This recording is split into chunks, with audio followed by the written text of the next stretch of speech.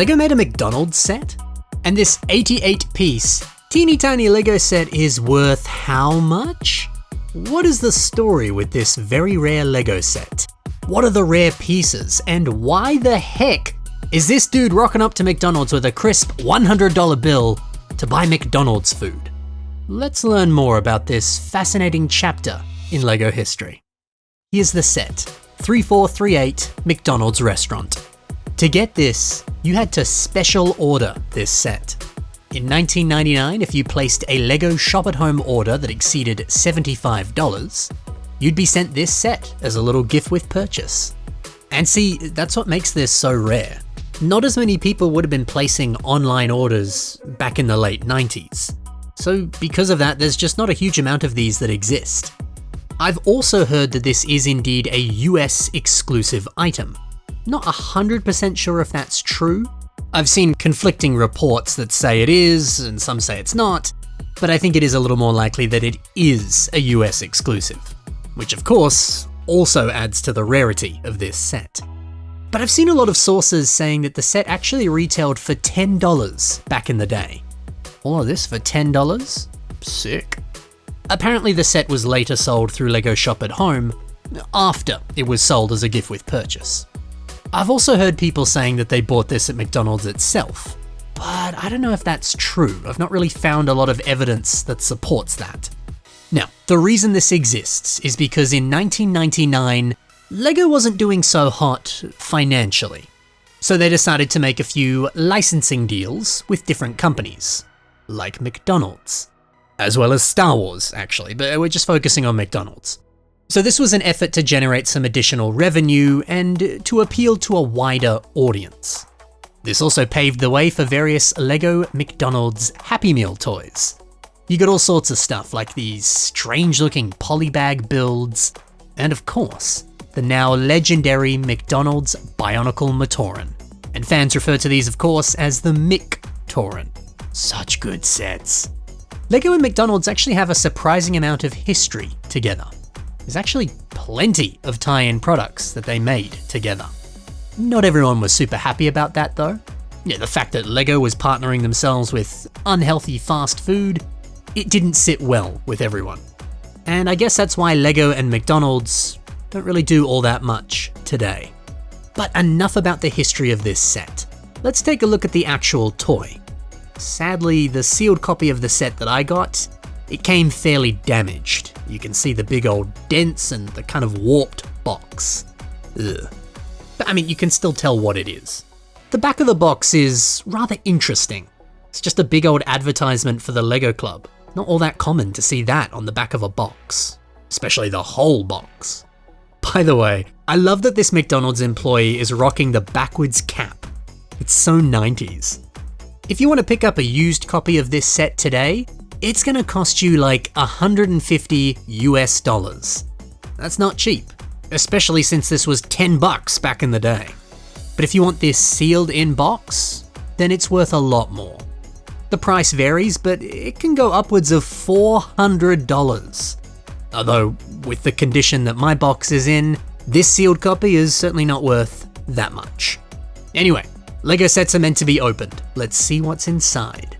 The main attraction of this set, ironically, is the stickers, because there's not really any other exclusive parts in this set.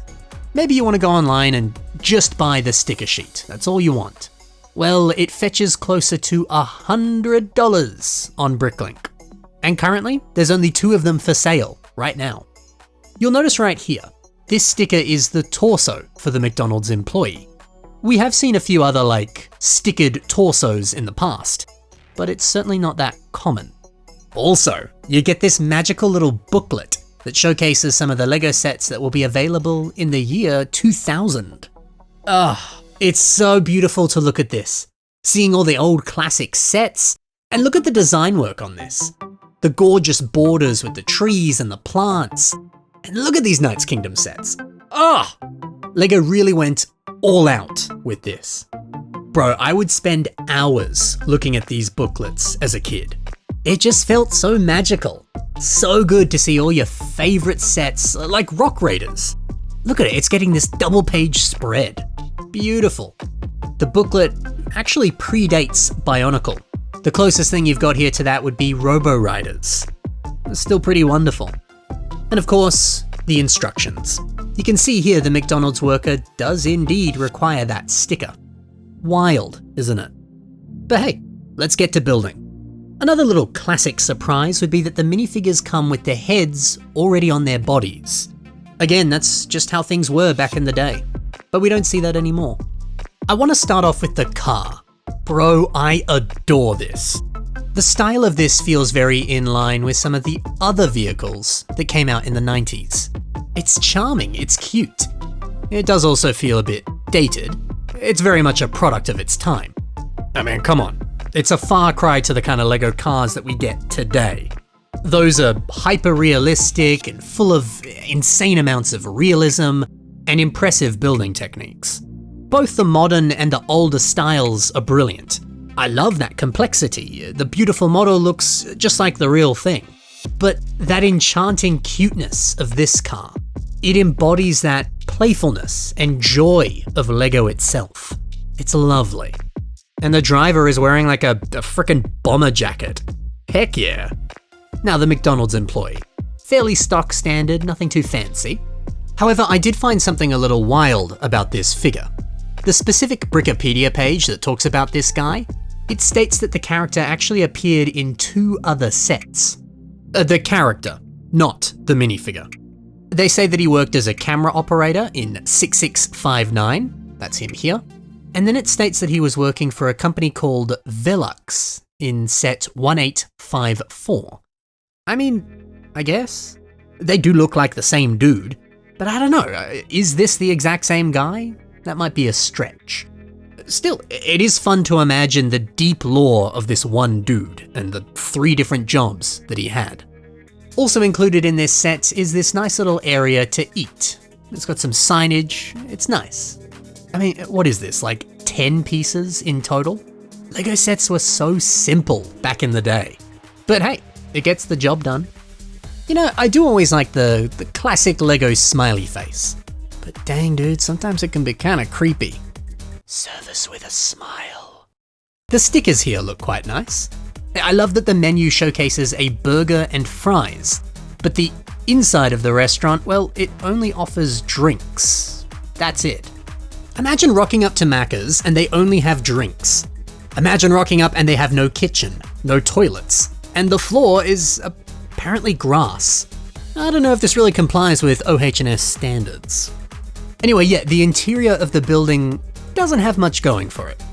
By the way, the cash register here, they're being rung up for $15. So apparently these 2 drinks cost $15. In 90s money, that's even worse than it is today. But the frickin' bomber jacket guy, you better believe he's paying that with a $100 bill. Maybe this is just a huge flex. Maybe he's incredibly rich and he's like, whatever, chump change. Or maybe money is just really easy to come by in the middle of the Swiss Alps. Why is this store in the middle of nowhere? On a mountain? There is a door to get inside the restaurant, and it uses some of those classic hinge door pieces. I always like how that looks. I like that it uses this slope piece here to try and replicate the look of the golden arches. Now, I guess with the smaller parts budget and, you know, the smaller parts catalog that they had back in the day, this was the best they could do. The stickers on the flags and the big sign itself, they look wonderful. I think the simplicity of this is what really makes it for me. It just totally nails what it sets out to do. I think it's a job well done. Man, I love this. It's such a fun time capsule for vintage LEGO. And it's just such a charming little set, isn't it? If you're hoping you could just kind of part out some of the rarer pieces and bypass that hefty price tag, well, you might struggle. The minifigure itself, with the sticker on the torso, that's going to set you back like 30 to 60 Aussie dollars, which in American dollars is like 20 to 40 bucks. The burger and fries sign, that creeps up to about $5, and that main logo panel is like 15 US dollars. And actually, most of the examples that are for sale here, they are not in mint condition. If you want a high quality version of these pieces, that's going to be worth even more. But good luck finding a high quality piece. these things aren't common. The flags are like a little bit better. They come in at about $3 US, roughly. But you do need 2 of these, so still more expensive. The drive-through sign is, again, $5 or so. And yeah, that's all the exclusive pieces. They're expensive and there's not a lot of them out there. This set, it's rare. I want to leave you with a quote from the LEGO designer that actually made this set. This is that gentleman's name. I'm sorry, I'm not even going to try and pronounce that name because I'm going to butcher it. But he said the following. I was given the task and the brief was design a burger bar. A drive-in would be preferred because it allows you to include a car. It would add in some play value. More or less unconsciously, I made the building red, yellow, and black. The customer liked it, and there you go. I think this set must be rare, since it only sold in the US and only on the West Coast, if I remember correctly. And I know for a fact that I got the only copy of this set that was ever shipped to Billund. Thank you, marketing. And that's the end of the quote. That's a bit of fun, isn't it? So that's it for this set. Do you have this set? Did you pick it up back in the day, or do you plan on picking it up right now? Thanks for watching, everyone. Happy building, and bye for now.